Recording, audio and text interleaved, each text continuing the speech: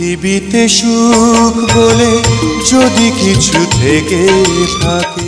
আজ 19 সেপ্টেম্বর। 90 দশকে ঢাকাই সিনেমার উজ্জ্বল নক্ষত্র সালমান শাহের জন্মদিন। 1971 সালের এই দিনে সিলেটে জন্ম হয় তাঁর। যদি বেঁচে থাকতেন আজ তার বয়স হতো 54 বছর।